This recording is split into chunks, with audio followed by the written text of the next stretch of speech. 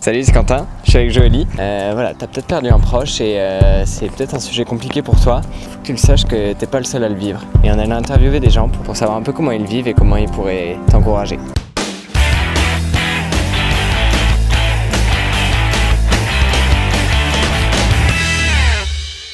Est-ce que t'as déjà perdu un proche? J'ai perdu mon grand-père. C'était une copine, elle avait 15 ans. Mon arrière-grand-mère.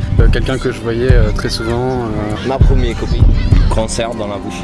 Mon papa il s'est suicidé en fait. Donc il est mort d'un cancer en 2015. Moi j'étais très jeune, j'avais 6 ou 7 ans. Il l'a su, il était en phase terminale.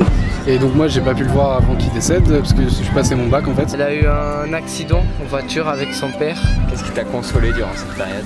Les moments que j'ai eu avec elle. Le réconfort des amis, la famille. Moi ce qui m'a consolé c'est en parler en fait. J'ai une famille très nombreuse donc du coup on était très soudés. Mon papa en fait il s'est filmé et c'est la vidéo qui m'a consolée en fait. En parler mes parents, ma grand-mère, puis pour relativiser en fait.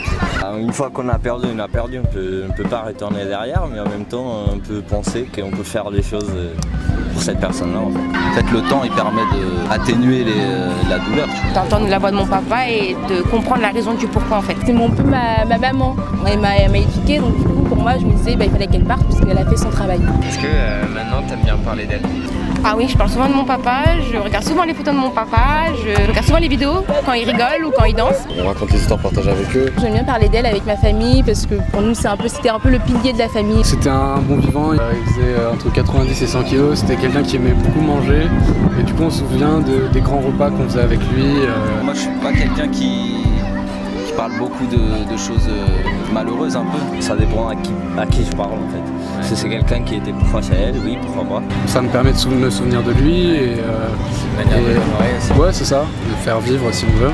Avec le temps en fait quand j'en ai parlé petit à petit, je me suis rendu compte que ça faisait du bien en fait d'en parler. Qu'est-ce que tu dirais à une personne qui vient de perdre un proche pour l'encourager?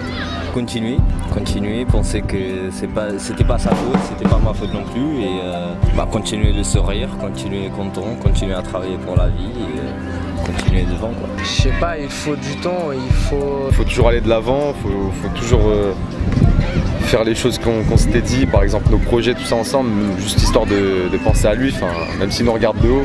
C'est dur, mais il faut se dire que la personne est peut-être mieux au paradis si la personne est croyante. Tout le monde passe par là, c'est obligatoire. Déjà rien qu'il se dise ça, que ça arrive pas qu'à lui et en parler. Moi je suis 100% athée et du coup pour moi je pense que ça fait totalement partie de la vie de mourir tout simplement.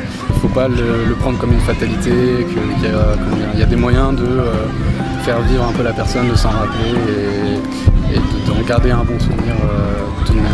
Il faut vraiment continuer à vivre parce que la personne elle voudrait qu'on continue à vivre vraiment. Et il faut rester très soudé avec la famille, je pense que ça c'est vraiment important. Même si on n'arrive pas à parler avec sa famille, il faut en parler avec ses amis. Que la vie elle est pas pareille tous les jours, on peut pas vivre le même jour deux fois. Et du coup, c'est bon de profiter le moment qu'on est. Ah, maintenant j'ai une devise, c'est je vis pour mon père. Je profite de la vie à fond pour nous deux.